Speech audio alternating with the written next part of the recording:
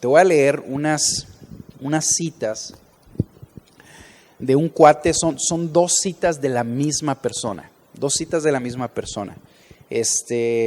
Una de estas citas las escribió en una época donde el mundo estaba así en un boom de prosperidad y todo estaba saliendo así como bien padre. Y fíjate lo que este cuate pone. Dice, está haciendo una pregunta: ¿podríamos dudar que la raza humana alcanzará nuestras imaginaciones más atrevidas? ¿Que alcanzará la unidad, la paz y que nuestros hijos vivirán en un mundo más espléndido y amoroso que cualquier palacio o jardín que jamás hemos conocido? Lo que el hombre ha alcanzado, los pequeños triunfos de su estado presente, son solamente el preludio de las cosas que el hombre podrá hacer. Este cuate es un idealista que estaba soñando y estaba diciendo: realmente los hombres podemos construir un mundo mejor, un mundo próspero, donde las sociedades y las nuevas generaciones disfruten de todo lo que nosotros hemos alcanzado. Fíjate lo que unos años después esta misma persona, que se llama H.G. Wells, escribió: las masacres a sangre fría de los indefensos, el retorno de la tortura organizada y deliberada, el tormento mental y el temor al mundo, del cual estas cosas parecían haber desvanecido, ha casi quebrado y deshecho mi espíritu. El Homo sapiens, como se ha autodenominado a sí mismo, podríamos decir que está acabado. Pues esta misma persona que tenía una esperanza en el ser humano, de que el ser humano tenía la capacidad de construir un mundo mejor, después de unos años, lo último lo escribió en 1946, pasaron 9 años, y esta persona se dio cuenta de lo capaz, de la capacidad de hacer el mal que tiene el ser humano, y lo llevó a esa conclusión, ¿verdad? Te voy a leer 3 noticias que salieron en el diario el día de hoy. 3 noticias.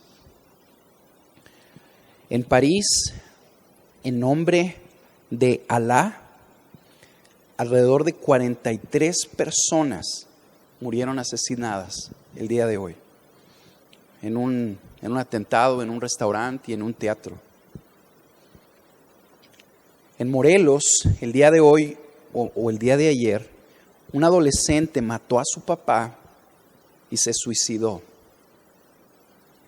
En Alemania se encontraron a 8 bebés muertos en un departamento.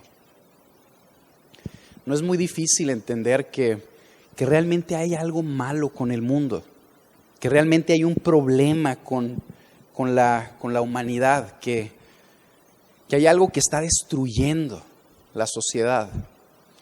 Una psicóloga hace unos años, ella tenía una teoría, no recuerdo el nombre de esta persona, pero la teoría de ella era que el problema del ser humano estaba en las circunstancias, en las situaciones que rodeaban al ser humano.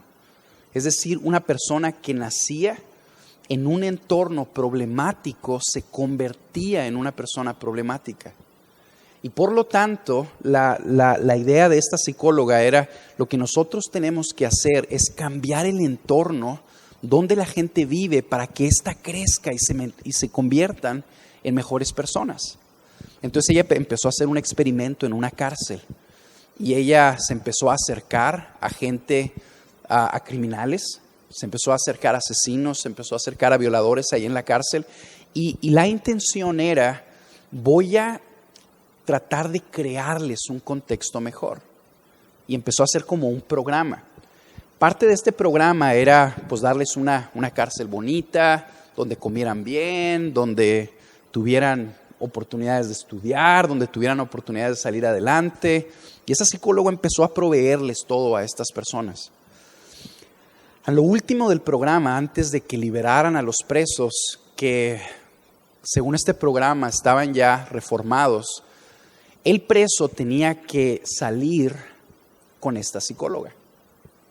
Y entonces la psicóloga, creyendo en su programa, salió con uno de los presos y lo llevó al cine, fueron a cenar, y esta persona diciendo, el entorno ha cambiado a este criminal.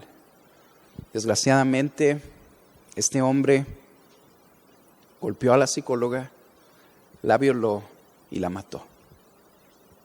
Hay algo fundamentalmente mal en este mundo. Y la Biblia explica que ese problema no está fuera de nosotros, sino que ese problema está en nosotros. La Biblia llama al problema fundamental del ser humano el pecado. Y explica que la raíz de todos los males familiares, sociales, de todos los delitos que se cometen, de todas las injusticias que se cometen, la raíz de todo eso está en el pecado. Y que ese pecado está dentro del ser humano. Fíjate a qué nos ayuda a concluir esto. Lo peor que te puede pasar a ti no es que alguien te haga algo malo. No es que una persona muy mala de veras se te acerque y te lastime. Eso no es lo peor que nos puede pasar a ti y a mí. Lo peor que nos puede pasar es que tú y yo ignoremos, según la Biblia, el pecado que hay en nosotros y que no prestemos atención hacia dónde el pecado nos lleva. Eso es lo peor que nos puede pasar, porque la Biblia enseña que eso es lo que va a destruir nuestras vidas. También hace unos días, desgraciadamente, un pastor en Indianápolis que tenía 3 años plantando una iglesia allí en Indianápolis, salió un día en la mañana al gimnasio. Hagan de cuenta que están viendo a una persona como si me estuvieran viendo a mí. Una persona así de mi edad, con una esposa de la edad de mi esposa, con el mismo estatus familiar que el mío. Un niñito así de 1 año 8 meses y la esposa embarazada otra vez. No sé si sabían. Algunos de ustedes ya sabían que mi esposa, gracias a Dios, otra vez está embarazada. Bueno, era la misma situación que nosotros. Bueno, este pastor sale a las 8:30 de la mañana, la semana pasada, al gimnasio. Durante el transcurso, entran a asaltar a su casa. Entran a su casa, ahí está su esposa, quieren robar y le disparan a la mujer y la matan.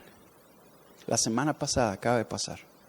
Este cuate le sucedió una tragedia que tiene la capacidad de derrumbar la vida del que sea. Y esta persona hizo unas declaraciones en su página de Facebook y al periódico y a los reporteros. Y lo que él está diciendo es: no entiendo por qué pasó esto, pero sé que Dios es bueno. Y sé que Él es sabio. Y sé que Él me ama. Y que Él tiene la capacidad de sacar algo bueno aún de esto. Fíjate esa fotografía. En esa fotografía tenemos a una persona que fue asaltada por una tragedia. Y sin embargo, esa tragedia no está determinando cómo responde. ¿Por qué? Porque él tuvo una experiencia interior con Dios. Dios hizo una transformación interna en su persona. Y esa transformación interna hace toda la diferencia. Porque el problema principal del ser humano no está fuera de nosotros, está dentro. El principal problema del mundo es nuestro pecado. Tu pecado y mi pecado. Vamos a tratar de definir qué es el pecado. Y de una manera bien sencilla podemos definirlo de esta manera. El pecado es una inclinación que todos tenemos hacia el mal. Todos tenemos una inclinación hacia el mal. hacia hacer lo que es incorrecto, hacia rebelarnos contra Dios. Todos tenemos esa inclinación. No queremos que se haga la voluntad de Dios. Queremos hacer nuestra propia voluntad. No queremos seguir nuestras propias reglas. Queremos seguir nuestros propios caminos, nuestros planes y no los de Él. Eso es el pecado. Yo lo veo desde los cortos años de mi hijo, ¿verdad? Yo agarro a mi hijo y le digo, bueno, ¿sabes qué? Vámonos para allá. Y el chavito se quiere ir al parque, ¿verdad? Y lo que hace es que se tira hacia el piso porque no quiere que lo cargue. Luego le agarro la mano para que nos vayamos para allá y se hace así como el muertito, ¿verdad? O sea, se queda tirado, no quiere. Él quiere seguir su propia voluntad, no lo que sus padres le están diciendo, ¿verdad? Y todos nosotros somos igual, de una manera más maquillada, de una manera más madura, pero tú y yo también queremos seguir nuestros propios caminos, seguir nuestra propia voluntad. Y le decimos a Dios, no quiero hacer lo que tú quieras, quiero hacer lo que yo quiero. Eso es el pecado. El pecado está presente, según la Biblia, en todas las personas, sin importar su raza, sin importar su estatus social, sin importar su condición económica, sin importar su religión, nada. El pecado está presente en todos nosotros. Te quiero leer este versículo en Romanos 3:9. Dice, porque ya hemos denunciado que están todos bajo pecado. Fíjate cómo la Biblia lo generaliza. Y en esta declaración estamos incluidos tú y yo. Tú y yo también estamos bajo pecado. Como está escrito, no hay justo ni aun uno. Ponte a pensar un poquito en eso. No hay ninguna persona en el mundo que pueda ser señalada como justa. Ni una. Dice, no hay quien entienda, no hay quien busque a Dios. Todos se han desviado, a unas se hicieron inútiles. No hay quien haga lo bueno. No hay quien haga lo bueno. A lo mejor tú estás escuchando esta declaración y podrías decir, ¿sabes qué? Ay, caray, o sea, no está tan fácil. O sea, tragarme esto que la Biblia está enseñando. Tú me estás diciendo a mí que yo soy un pecador, que no hay nadie que haga lo bueno. A lo mejor tú eres una persona que está tratando de hacer lo bueno, que te quieres esforzar por hacer lo correcto. Y lo primero que quiero decirte es que la Biblia lo enseña. O sea, no soy yo hablando, no es una religión hablando, es el mensaje de la Escritura. El mensaje que Jesús señaló como el que nunca pasaría. Y fíjate, como les decía yo al principio, no está mal, nunca está mal que tú tengas dudas y que tú tengas preguntas y que tú cuestiones, nunca está mal. Lo que está mal es que con esas preguntas tú no busques una respuesta. Si por ejemplo llega algo que donde la Biblia te está retando y tú en lugar de tratar de comprender esto, lo abandonas por no querer conocer la respuesta, esa pregunta te hizo daño. Pero si esa misma pregunta tú de una manera humilde tratas de responderla, esa pregunta te va a llevar a algo bueno, ¿verdad? Entonces yo quiero animarte, pídele a Dios que te ayude a procesar esto. Mira, es probable que tú seas una persona que te la pasas queriendo hacer el bien, pero el pecado también se manifiesta en hacer cosas buenas. Déjame tratar de ponerte este ejemplo, a ver si te sirve. Cuando a mí hace unos años me me contrataron en ¿qué era? Una constructora. Era una constructora donde yo trabajaba, estaba en el departamento de mercadotecnia, y en cuanto llegas, que sales de la escuela, hay algo raro que sucede, una transición. De repente ya tienes un jefe, ¿verdad? Y ese jefe empieza a decirte qué hacer. Ok, imagínense un día que yo llego a la oficina, llego ahí con mi jefe y en lugar de hacer lo que mi jefe me pide que haga, yo me pongo a pistear ahí en la oficina. ¿Qué me pudieran decir ustedes? ¿Sabes qué? Estás haciendo algo mal. Estás desobedeciendo lo que tu jefe te dijo y estás haciendo una tontería adicionalmente. Está mal eso. Es bien claro entenderlo, ¿verdad? Pero te lo quiero poner de esta manera. ¿Qué pasaría si llega mi jefe y me pide, ¿sabes qué? Quiero que me entregues estos reportes de las cuentas X o Y porque necesito presentárselas al director. Y yo llego a la oficina y en lugar de ponerme a hacer los reportes que me pidió que hiciera, bien humildemente me pongo a limpiar la oficina. Y me pongo a trapearla toda y luego me pongo a gastar de mi bolsa, gasto dinero y les preparo a todos mis compañeros de trabajo una comida. Y en eso llega mi jefe y me dice, oye, ¿dónde están los reportes que te pedí que hicieras? Y yo le digo, ¿sabes qué? Discúlpame, pero no los hice porque hice todo esto. Hice algo bueno, limpié la oficina, preparé un banquete, pero no hice lo que él me pidió que hiciera. Entonces eso bueno que hice también estaba mal, esencialmente, porque no estaba haciendo lo que él me pidió. A lo mejor tú eres una persona así, que estás esforzándote por vivir una vida justa, que estás esforzándote por decir la verdad, que estás esforzándote inclusive en una era donde hay una revolución sexual, estás esforzándote por vivir en pureza. Pero si no estás siguiendo la voluntad de Dios, estás viviendo en pecado. ¿Por qué? Porque estás siguiendo tus propios caminos. Estás siguiendo tu propia voluntad. Ahora, ¿qué hay de las personas religiosas? Hay personas religiosas aquí también, ¿verdad?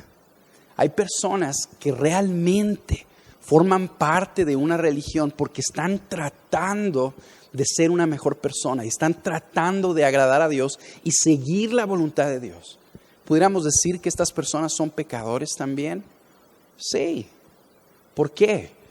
Porque en el fondo, aún lo que esas personas están haciendo, lo están haciendo con motivos impuros. Déjame leerte esto que dijo Isaías. Fíjate lo que dice en Isaías 64:6. Todos nosotros somos como el inmundo y como trapo de inmundicia todas nuestras obras justas. Fíjate lo que Isaías está diciendo. Aún las personas que están tratando de agradar a Dios, de seguir sus caminos, de hacer obras de justicia, te voy a decir algo medio radical, de ayudar a los pobres, aún esas personas son pecadoras. Porque si empezamos a analizar las motivaciones de esas personas, del por qué lo hacen, vamos a encontrar sinceramente que lo están haciendo para ellos, ya sea para ganarse un lugar en el cielo, o para quedar bien delante de otras personas, o para simple y sencillamente sentirse bien porque ayudan. Aún nuestras obras de justicia están contaminadas de pecado. Ahora, tú puedes decir, está bien. Yo había escuchado eso de que soy un pecador y está bien, reconozco que soy un pecador. Bueno, mire, eso es lo que la Biblia dice. Lo importante aquí, que es lo más difícil de abrazar, es que la Biblia enseña que el pecado es un grave problema. Y aquí no aplica eso de mal de muchos, consuelo ¿de qué? de tontos, dice. Así dice el dicho. Mal de muchos, consuelo de tontos. Como cuando estás ahí en la escuela y todo el mundo reprueba, tú repruebas también y no te sientes tan mal, ¿verdad? Dices, está bien, todo el mundo reprobó, ¿verdad? Pero reprobaste. Ok. Fíjate esto. La Biblia enseña que el pecado es una ofensa contra Dios que tiene consecuencias serias. Y esa consecuencia es una separación de Dios. Mediten esto conmigo, por favor. Dios hizo el mundo. Él lo hizo. Estamos en su mundo. Él gobierna el universo. Él lo sostiene con la fuerza de su poder. La razón por la que tu corazón late ahorita es porque Dios lo está sosteniendo. La razón por la que el mundo sigue girando y no se ha desintegrado es porque una persona tomó la decisión de que siguiera así. Y esa persona es Dios. Él nos hizo y nos ha provisto de todo. Por lo tanto, Él tiene todo el derecho de decirnos qué es lo que quiere que hagamos. Él lo tiene. Tú y yo vivimos en una época donde es difícil de entender esto porque se nos vende la idea que tú y yo tenemos el derecho de vivir a nuestra manera. Yo quiero animarte a que por favor consideres que esa es una mentira social, que no es cierto eso. Deja que tengas hijos y te vas a dar cuenta. Tú mantienes al niño, tú le das una educación. Él no puede hacer lo que él quiera en tu casa. No puede faltarle respeto a tu esposa y salirse con la suya. No puede llegar borracho simple y sencillamente porque se le antoja. Él necesita respetar el lugar donde vive y respetar a sus padres, ¿verdad? Y es lo mismo con nosotros. Vivimos en el mundo de Él. Por lo tanto, somos llamados a honrarlo a Él. Y eso es justo. Y eso es digno. Por lo tanto, nuestro pecado y nuestra rebeldía lo agravian a Él. Lo ofenden a Él de una manera directa. Y fíjate lo que Romanos 6:26 dice. La paga del pecado es la muerte. La paga del pecado es la muerte. Es decir, lo que una persona que pecó merece es la muerte. Eso es lo que la Biblia enseña. Tú y yo nos hemos rebelado contra Dios y es justo que Él nos pague con la muerte. Te voy a leer Génesis 2:17. Donde el Señor le enseñó esto al hombre por primera vez. Y le dijo, del árbol del conocimiento del bien y del mal no comerás, porque el día que de él comas, ciertamente morirás. Hay personas que se preguntan y dicen, bueno, pues ¿por qué inventó Dios un árbol del bien y del mal? ¿Verdad? ¿Por qué le dijo eso a Adán? Porque es que pues Dios tiene la culpa, pueden decir, Él lo inventó, por lo tanto es su culpa. Bueno, no es su culpa. Dicen los teólogos que una de las razones por las que Dios creó el árbol del conocimiento del bien y del mal es porque el hecho de que existiera hacía al hombre realmente libre y le daba al hombre la dignidad y la capacidad de amar realmente a Dios. Si el árbol del bien y del mal no existía, entonces el hombre no tenía la capacidad de desobedecer a Dios. Por lo tanto, el amor que el hombre le mostrara a Dios no era verdadero, genuino, porque no podía hacer otra cosa. Cuando Dios crea el árbol del conocimiento del bien y del mal, el hombre tenía la capacidad de decisión y tenía la capacidad de decidir si obedecía a Dios o si lo desobedecía. Y Dios le advirtió y le dijo, el día en que tú desobedezcas, y comas de este árbol, ciertamente morirás. Y algo curioso que nosotros vemos en la Escritura, lo primero que vemos es que Dios es bien diferente a nosotros. Él cumple lo que dice. Tú y yo a lo mejor muchas veces no, ¿verdad? Y vivimos en una sociedad donde no se cumple lo que se dice, ¿verdad? Tú tienes un problema con el gobierno, te dicen que tienes una multa, simple y sencillamente levantas la mano y te pones a abogar y a pedir que te quiten la multa y puedes lograr que te la quiten, ¿verdad? Vivimos en un mundo donde la justicia fácilmente es manipulada y tú y yo tenemos la facultad de que las cosas se hagan como nos conviene. Bueno, eso no es justicia. Y Dios es diferente. Y fíjate lo que sucedió. Una vez que el hombre come y desobedece a Dios, fíjate lo que pasó. Te voy a leer un versículo en Génesis 3:17. Entonces Dios le dijo a Adán: por cuanto has escuchado la voz de tu mujer y has comido del árbol del cual te ordené. Como que la Biblia no es polite, ¿verdad? No es así amable, no es políticamente correcta. Pero es lo que ahí dice. No comerás de él. Maldita será la tierra por tu causa. Con trabajo comerás de ella todos los días de tu vida. Espinos y abrojos te producirá. Y comerás de las plantas del campo. Con el sudor de tu rostro comerás el pan hasta que vuelvas a la tierra. Porque de ella fuiste tomado. Pues polvo eres y al polvo volverás.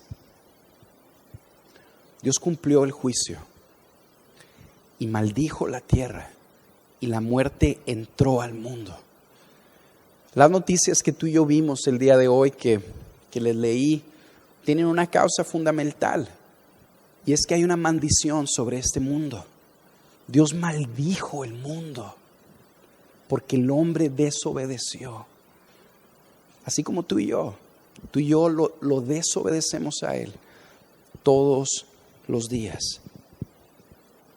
Esta muerte y esta maldición que cayó sobre el mundo tiene diferentes consecuencias. Vamos a ver algunas, vamos a ver 4. La primera es una contaminación. El hombre que era puro, que era perfecto, fue contaminado. Y esta mente, por ejemplo, que Dios le dio al hombre para crear, que le dio al hombre para dirigir, que le dio al hombre para idear cosas buenas, termina también pensando cosas terribles, porque ha sido contaminada. Ponte a pensar en esto. ¿Quién de aquí se atrevería a que pusiéramos en una pantalla los pensamientos que ha tenido en un día? En un día. Que todo lo que has pensado en un día apareciera ahí. Si yo te soy sincero, yo no dejaría, ¿verdad? Hay cosas terribles que suceden por mi mente. La mente fue contaminada. El cuerpo es contaminado. Ahora Dios crea al hombre perfecto para que viviera, para que trabajara. Y ahora el hombre se enferma. Y ahora el hombre es frágil y muere. Los afectos, las emociones. Todo empieza a ser fíjate, Dios nos dio las emociones para que las disfrutemos, para que nos deleitemos en lo que éstas producen en nosotros. Algo, por ejemplo, y eso Dios se lo dio a las mujeres. Las mujeres son bien emocionales, ¿verdad? Y a los hombres nos dio el privilegio de cuidar sus emociones y de cuidarlas a ellas y de ser comprensivos con ellas. Bueno, no con ellas, ¿verdad? Con la que Dios te dé a ti. Con la persona que Dios te dé a ti. Dios te va a dar ese privilegio, que cuides ese aspecto de una mujer. Se emociona. Bueno, esas emociones muchas veces son las causas de suicidios en todo el mundo, todos los días. ¿Por qué? Porque hay personas que no pueden dominar esas emociones y suceden las cosas que ellos no querían que sucedieran y emocionalmente se quiebran. y piensan que la única salida es quitarse la vida. El hombre está contaminado por el pecado. Otra consecuencia es el poder del pecado. El poder del pecado es esclavizante. Tú pecas, y dice la Biblia que cuando una persona peca se hace esclavo del pecado. Voy a decir algo, por ejemplo, un poquito honesto y un poquito como, ¿cómo se dice? Fuerte. Por ejemplo, yo quiero animar a algunos hombres que estén aquí, que estén, por ejemplo, batallando con un pecado como la pornografía, a que simple y sencillamente decidan por ellos mismos no ver pornografía. No pueden. No se puede, es difícil, porque el pecado es adictivo. Por ejemplo, a lo mejor uno de los problemas en los que tú batallas es para guardar tu lengua y fácilmente hablas y dices chismes y murmuras y hablas mal de otras personas. Yo quiero someterte a esto. Deja de hacerlo. Así ya, simple y sencillamente porque decidiste. Vas a ver que no puedes, porque el que peca se hace esclavo del pecado. O deja de mentir. No puedes, porque el que peca se hace esclavo del pecado. Y ese pecado destruye al ser humano. Destruye las relaciones del ser humano, destruye la familia del ser humano, destruye la sociedad en la que el ser humano vive, lo esclaviza. Y número 3, el castigo del pecado. El Señor le dijo al hombre que si pecaba, la paga sería la muerte, que moriría, que sería separado de Dios. Lo que Dios hizo cuando el hombre pecó es que lo corrió del huerto. Yo no sé si a ti te han corrido de algún lugar. Yo te voy a contar así bien rápido. A mí sí me han corrido de muchos lugares, ¿verdad? Y no por hacer cosas buenas. Cuando estaba joven, todavía estoy joven, cuando estaba más joven, hacía muchas tonterías, ¿verdad? A mí me corrieron como de 5 secundarias en 3 años, por rebelde, porque quería hacer mi voluntad y no me quería fajar y quería fumar en los recreos y tantas cosas que, si quieres, después te cuento. Esto lo vamos a quitar del video pero bueno, y cuando te corren es gacho porque te echan. Ya no puedes estar aquí, te tienes que ir para allá. Te corren. No deseado. Bueno, eso pasó. Eso pasó en el huerto. Cuando Dios crea al hombre, lo crea en un ambiente perfecto. Todo era perfecto. Y Dios tuvo que correr al hombre, porque el hombre desobedeció y lo echó. Entonces, parte del castigo es una separación entre el hombre y Dios. Por eso el hombre no puede tener contacto con Dios, porque ha pecado y hay una barrera entre Dios y los hombres, hay una división. Eso es parte de la muerte. Otra parte del castigo, salud, que es más difícil de recibir, es que el hombre se hace objeto de la ira de Dios. Te quiero leer un versículo en Efesios 2. Y fíjate lo que enseña Efesios 2.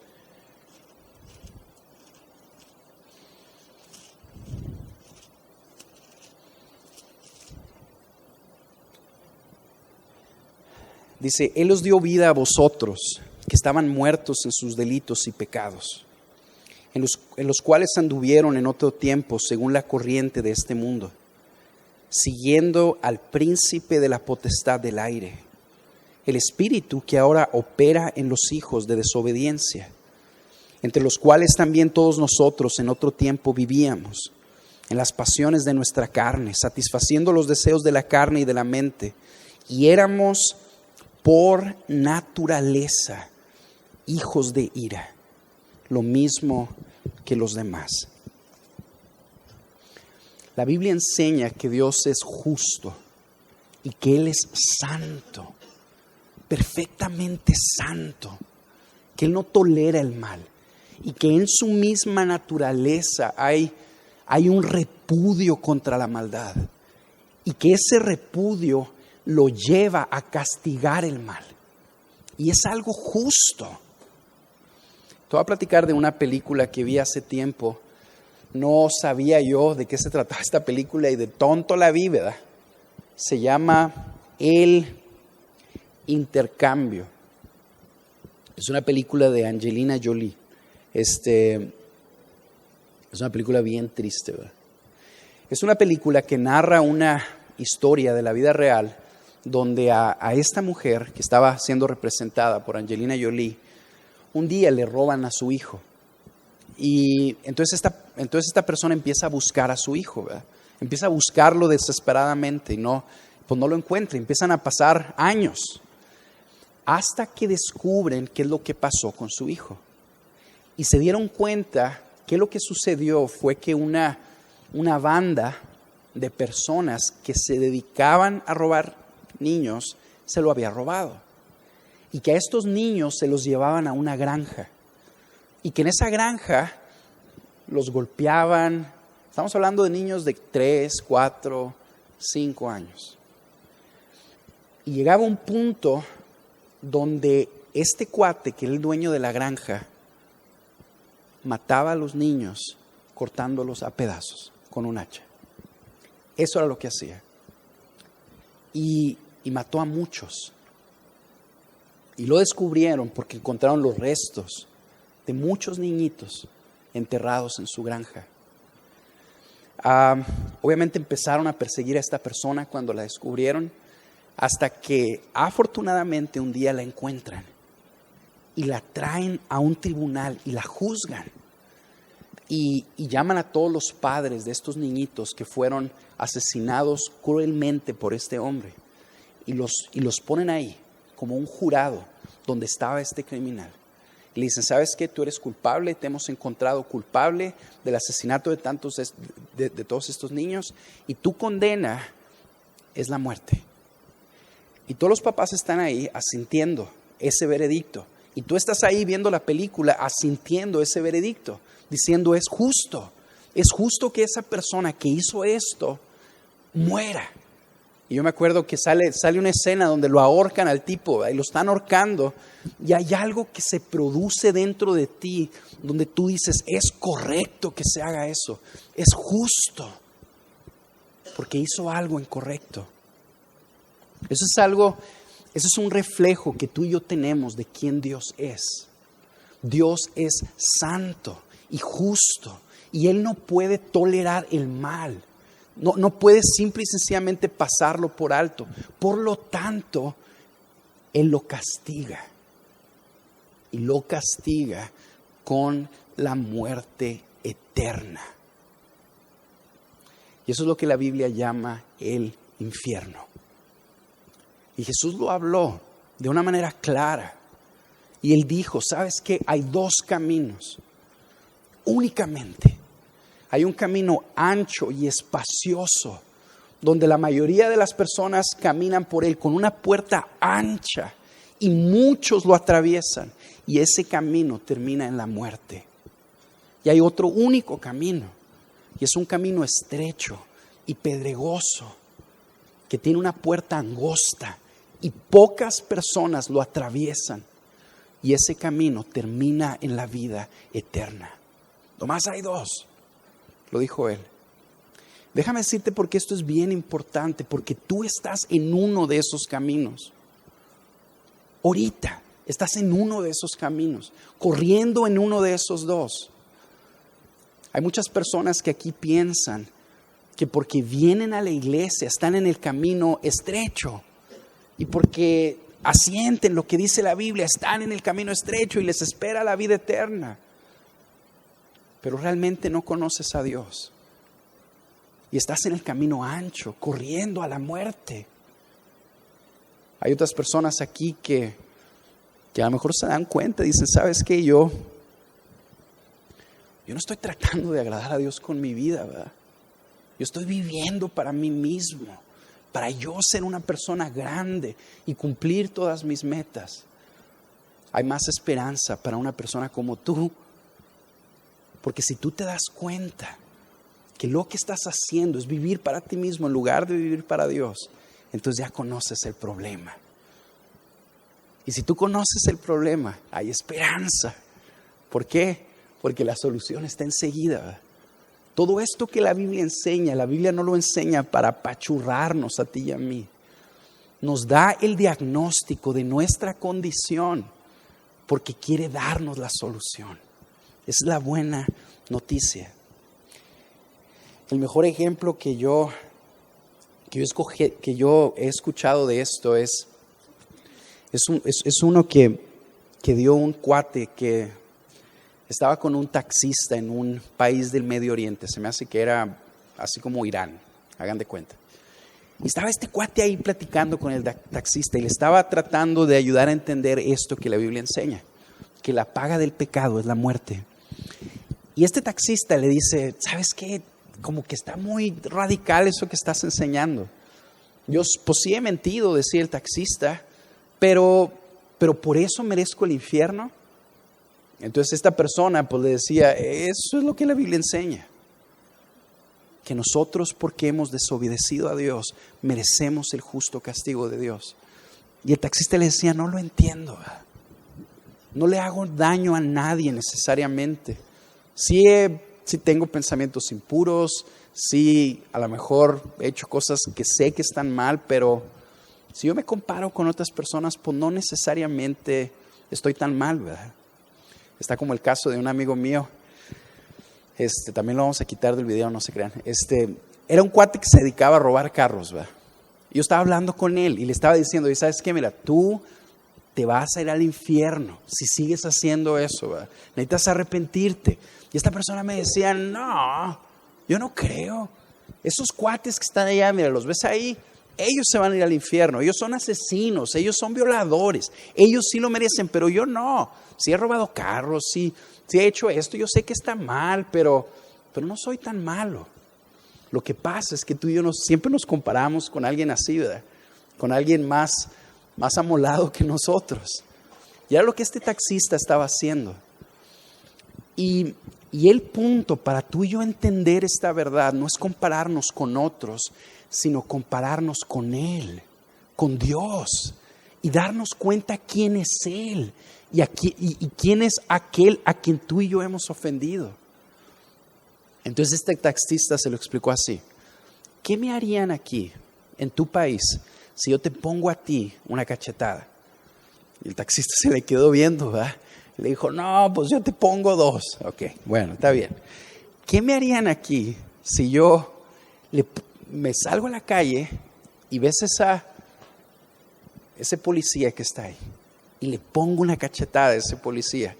No, pues te va mal, te meten a la cárcel y te ponen una recia ahí, ¿verdad?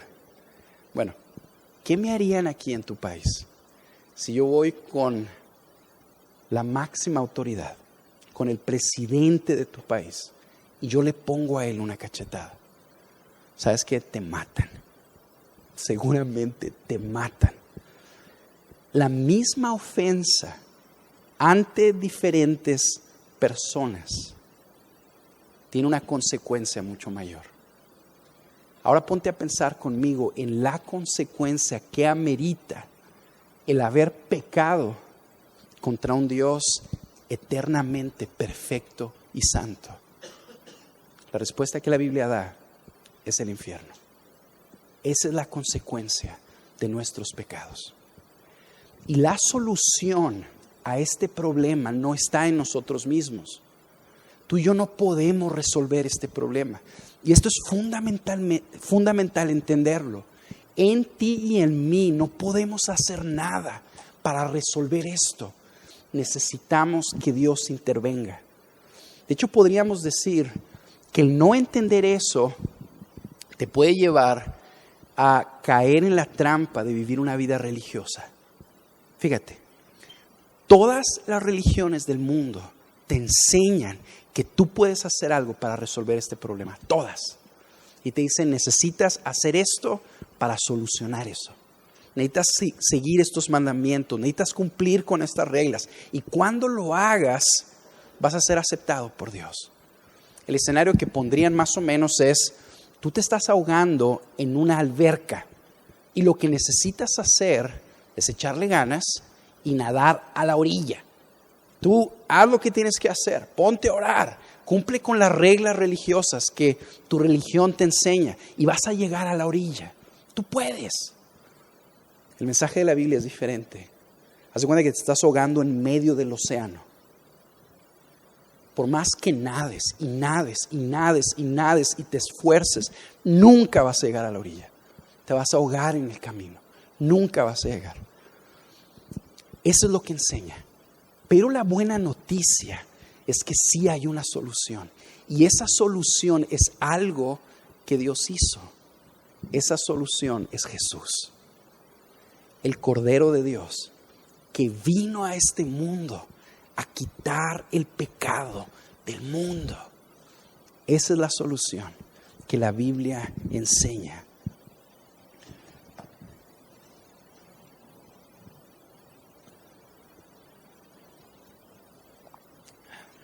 La solución es que Jesús vino y que nunca pecó, que vivió una vida perfecta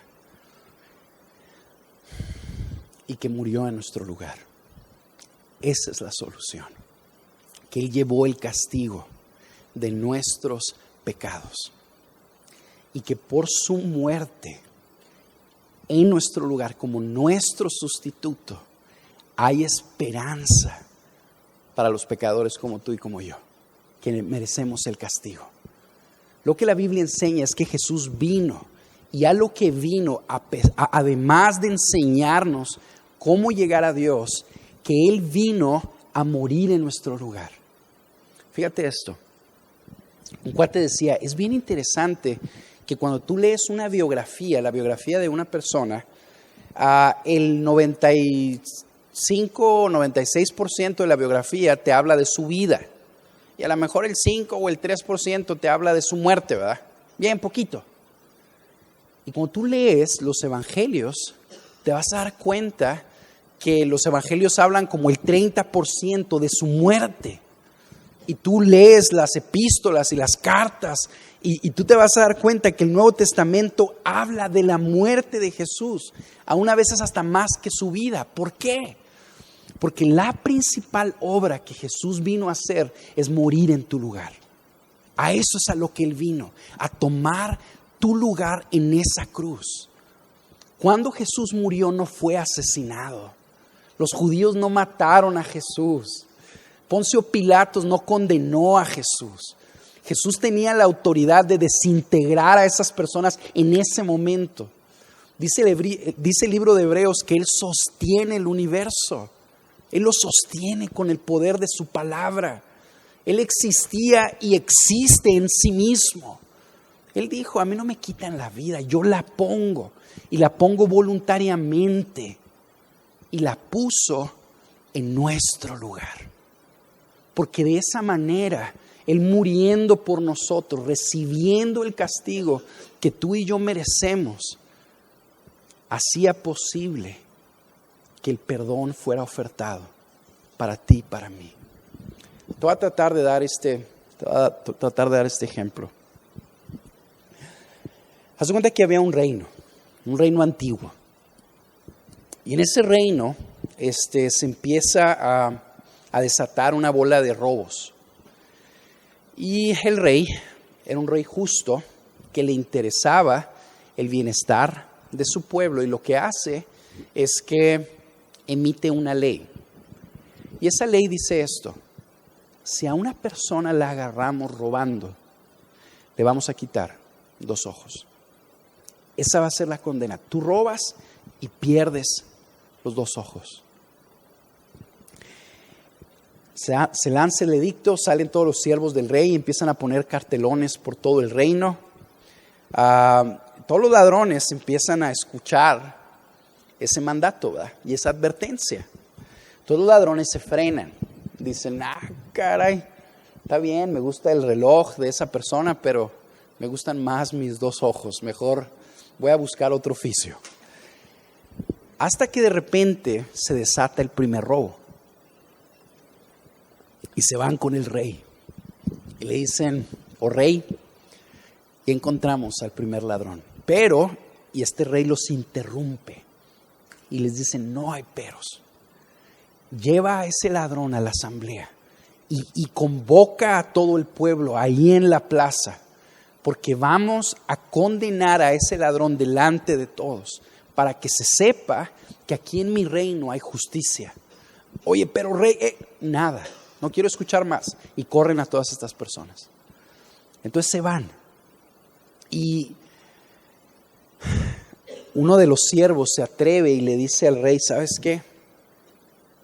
Yo me quiero atrever, rey, a decirte que esa persona que encontramos robando es tu hijo. Y el rey se saca de onda, ¿verdad?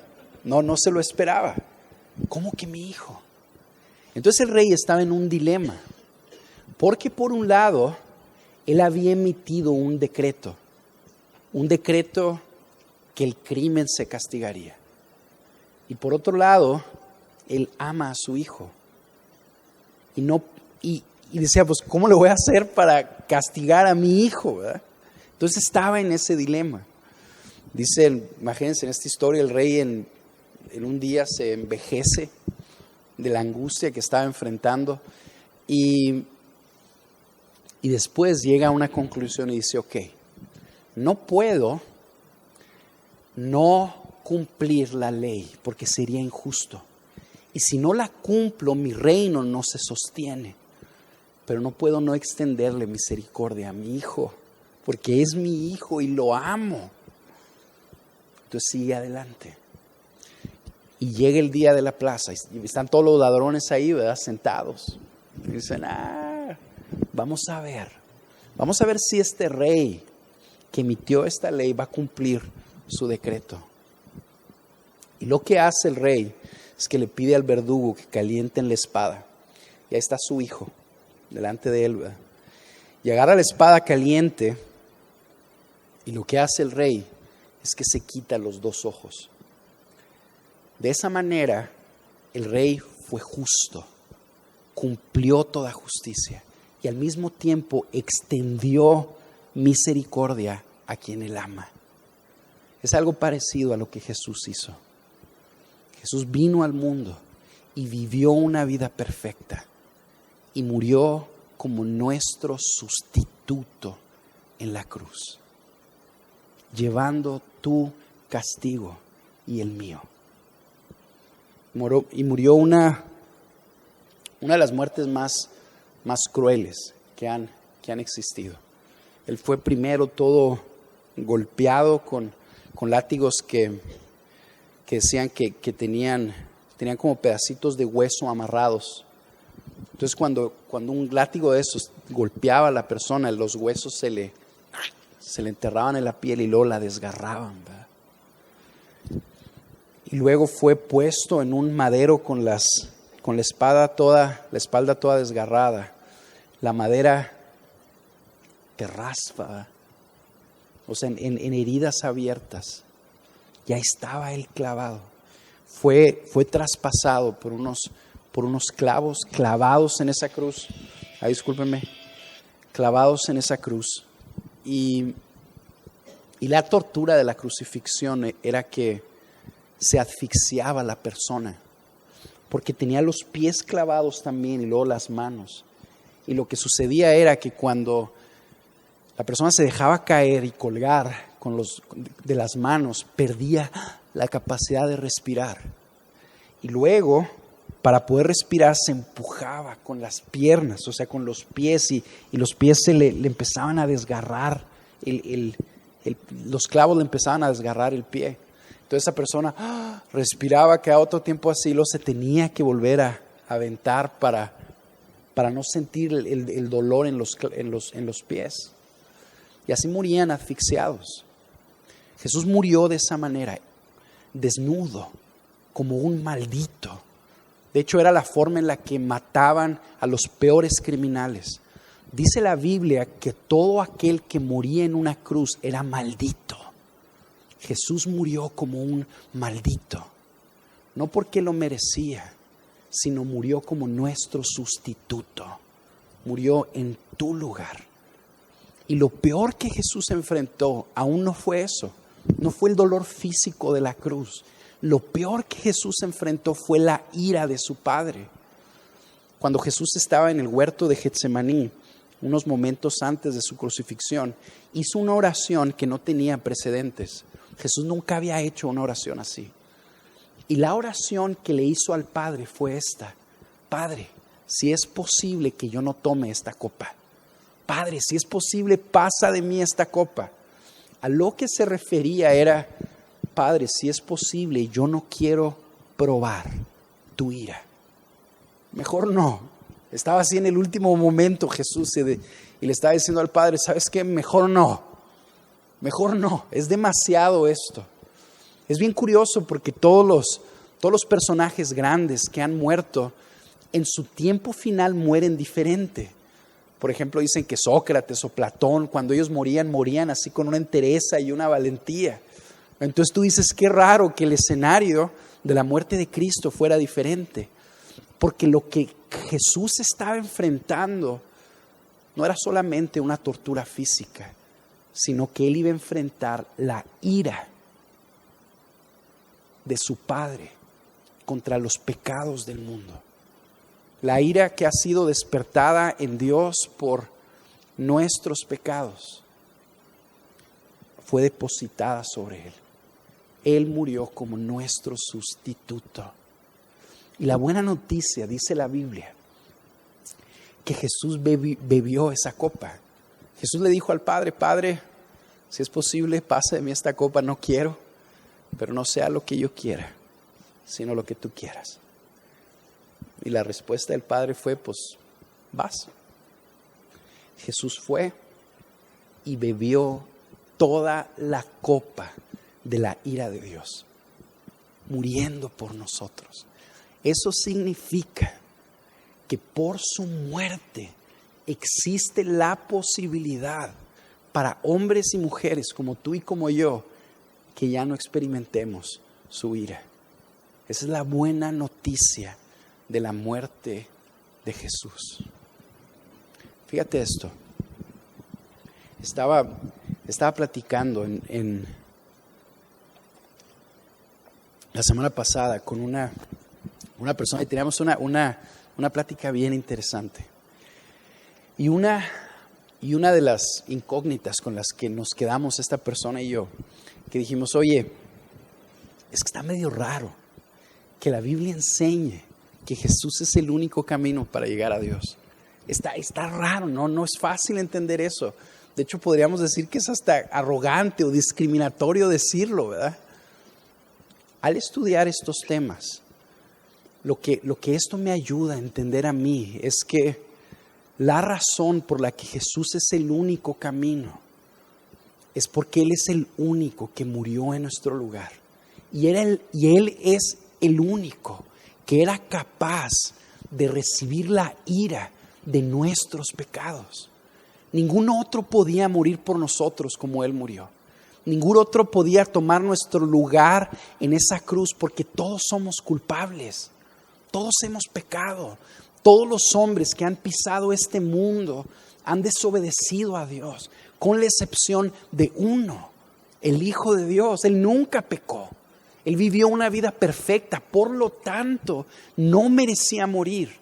Y cuando Él muere pero en nuestro lugar, para que por medio de su muerte, los pecadores que merecemos la ira de Dios podamos ser perdonados y salvados de esa ira. Una forma de entender esto bien gráfico es en la escena de la última cena. La escena de la última cena. Jesús agarra el pan y luego se lo enseña a sus discípulos y les dice: esto es mi cuerpo, que por ustedes es dado. Y luego lo que hace es que lo rompe, el pan. O sea, el cuerpo de Jesús iba a ser partido por ustedes. Y luego les enseñó una copa, ¿verdad?, con vino, y les decía, este es el vino de mi sangre, que por ustedes es derramada para el perdón de sus pecados. Y esa es una buena noticia. La buena noticia es que la sangre ya fue derramada. La buena noticia es que el cuerpo de Jesús ya fue partido. La buena noticia es que Él se levantó de la muerte y demostró que su sacrificio fue efectivo. De manera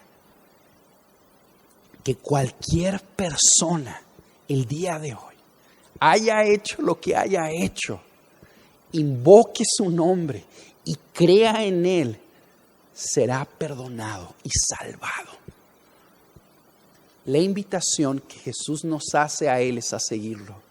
A eso es a lo que te está invitando. Sígueme. Y lo hace, no porque necesite algo de nosotros. Él no necesita nada.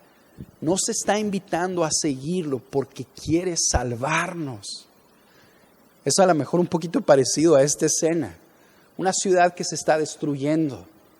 Una ciudad donde se está viniendo todo abajo. Van a caer ahí unas bombas, ¿verdad? Y agarra una persona y te dice que ya sabe que vienen esas bombas y que esa ciudad va a ser totalmente aniquilada. Y agarra a esa persona y te dice, sígueme, vámonos de aquí, vente. Eso es a lo que Jesús te está invitando. Vente, este mundo va a ser objeto de la ira de mi Padre. Vente. Ahora quiero que veas esto. Hay personas que piensan que porque Jesús murió, por lo tanto, el infierno ya está vacío. Él ya bebió toda la copa de la ira de Dios, por lo tanto, ya nadie va a recibir su ira. Bueno, eso no es lo que la Biblia enseña. La Biblia enseña que aquellas personas que son beneficiarias de su muerte son las que creen en Él y se arrepienten. Esas son las que son beneficiarias. No todos de una manera universal, sino los que se arrepienten. Y eso es algo que tú tienes que considerar. Tú estás escuchando esto y yo le doy muchas gracias a Dios porque estás aquí escuchando esto. Yo quiero que te hagas esta pregunta. ¿Cómo estás respondiendo al llamado que Jesús te está haciendo? ¿Cómo estás respondiendo? Y de nuevo, a mí me encantan las personas que tienen poquito viniendo. Qué bueno que están aquí. Ustedes tienen que hacerse esa pregunta. Pero también se tienen que hacer esa pregunta los que tienen años aquí. ¿Cómo estás respondiendo? ¿Estás realmente creyendo en Jesús? ¿Realmente te estás arrepintiendo de tus pecados? Porque es así como recibimos el beneficio de su muerte y el regalo de la vida eterna.